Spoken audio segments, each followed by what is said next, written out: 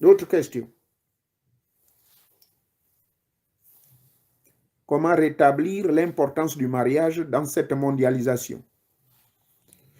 Pour rétablir l'importance du mariage dans cette mondialisation, la mondialisation ne veut pas dire la démonisation de nos traditions. La mondialisation ne veut pas dire l'amalgame de nos traditions. La mondialisation ne veut pas dire l'intégration de toutes les traditions du monde en vue de les amener à la démonisation totale. Bon, je me répète, ça veut dire quoi?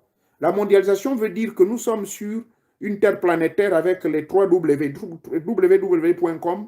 C'était ça la fondation de la nouvelle niche mondiale, c'est-à-dire que la planète Terre est un village planétaire. Mais dans ce village planétaire, il y a ce qu'on appelle l'acceptation de la diversité dans la différence en vue d'une meilleure harmonisation mondiale. Mais la mondialisation n'est pas la rénonciation des cultures de tout un chacun.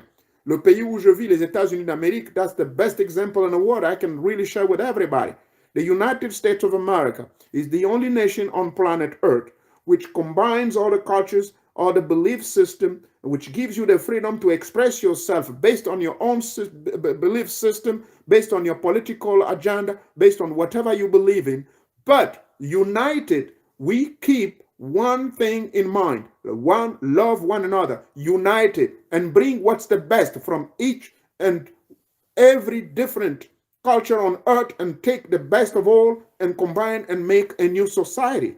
Donc, la mondialisation, c'est cela. C'est de prendre tout ce qui est beau, juste de chaque tradition, de chaque pays et d'en faire une unité d'harmonisation des peuples. Mais cela n'empêche pas chaque peuple individuellement d'avoir sa propre croyance dans une liberté fondamentale expressive, de manifester cela de manière tout à fait respectueuse, c'est-à-dire en respectant les règles de la mondialisation. Car les règles de la mondialisation disent que votre liberté ne puisse pas empiéter la liberté d'autrui, car votre liberté commence à partir du respect de la liberté d'autrui. Et à partir de ce précepte et concept universel, la mondialisation peut être exprimée de manière notoire dans même nos relations familiales, dans nos mariages, car effectivement, il y a un métissage assez accentué qui s'exprime de manière grossière sur toute la planète à cause justement du phénomène de la diaspora, à cause justement du phénomène de la mondialisation. Pour ne pas être tautologique, la mondialisation a favorisé un flux important de l'immigration, un flux important de la migration négro-africaine vers d'autres continents, en vue d'aller chercher le bonheur ailleurs, à cause de l'instabilité ça et là de certains pays. Pas seulement l'Afrique, mais certains, pour des raisons personnelles, ont décidé d'aller dans d'autres pays. Le mouvement donc constant migratoire a entraîné une mondialisation accentuée. Mais malheureusement, cette mondialisation accentuée a beaucoup plus promu et a mis plutôt en rehausse la mentalité de la société de l'Ouest, c'est-à-dire la société des Blancs. Je le dis ouvertement, ce n'est pas que je suis raciste, que mes frères Blancs me pardonnent. C'est-à-dire, quand je dis les frères Blancs, c'est quoi?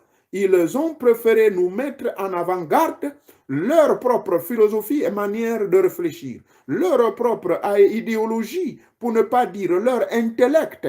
L'intellect donc occidental est venu intellectualiser nos croyances et nos traditions.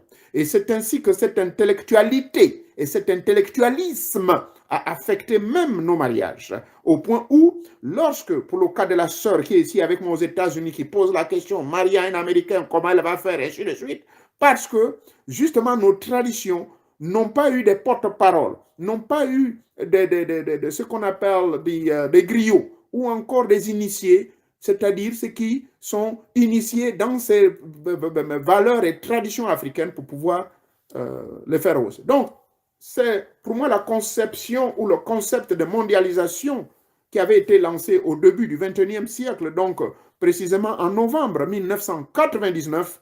Et j'ai suivi le discours de monsieur comment il s'appelait monsieur Bill Clinton, qui avait lancé un grand discours, monsieur Bill Gates, qui est le fondateur de Microsoft, qui avait le monopole du contrôle de la technologie électronique informative à travers le monde, avait alors lancé cette affaire de mondialisation.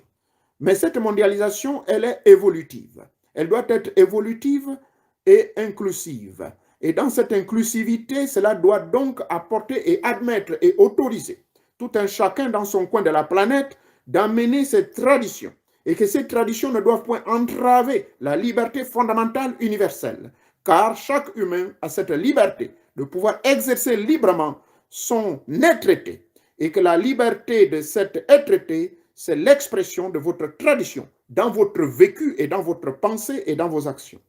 Voilà ce que je peux donner comme réponse à votre question. Mais vraiment, c'est tout un flot là d'informations que j'allais donner par rapport. Parce que c'est une question très intéressante là que vous avez soulevée. Bien, voilà. On peut la rétablir en admettant, en acceptant la contradiction des uns et des autres avec le respect. Et que, comment dirais-je, le véritable respect, le respect de soi commence par le respect d'autrui. Il faut respecter l'espace et le temps de l'autre, et ainsi vous allez être accepté dans l'espace de l'un et de l'autre.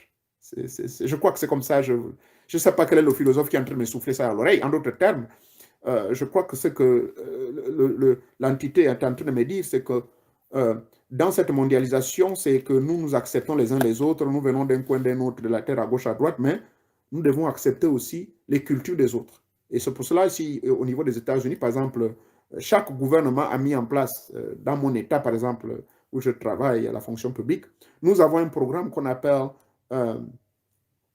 the don'ts and do's, the do's and don'ts of the cultural fashion, the don'ts and do's of the cultural fashion. En d'autres termes, ce qu'il ne faut pas faire et ce qu'il faut faire par rapport au mode de culture des autres. Donc, c'est d'accepter, il faut connaître. Il y a des gens qui parlent avec leur accent, il y a des gens qui aiment brûler les bougies, il y a des gens qui aiment brûler les encens, il y a des gens qui aiment manger beaucoup de l'ail ou de l'oignon. Moi, les gens, quand j'arrive au boulot, ils sentent comme ça, oh, mais qui donc, ça sent l'ail et l'oignon. Je dis oui, parce que ça doit être dans ma nourriture. Donc, c'est ça, là, la mondialisation. Il accepte sans problème et c'est ainsi que nous avons cette opportunité donc de s'accepter comme ça. Donc, il y a vraiment, c'est une bonne question.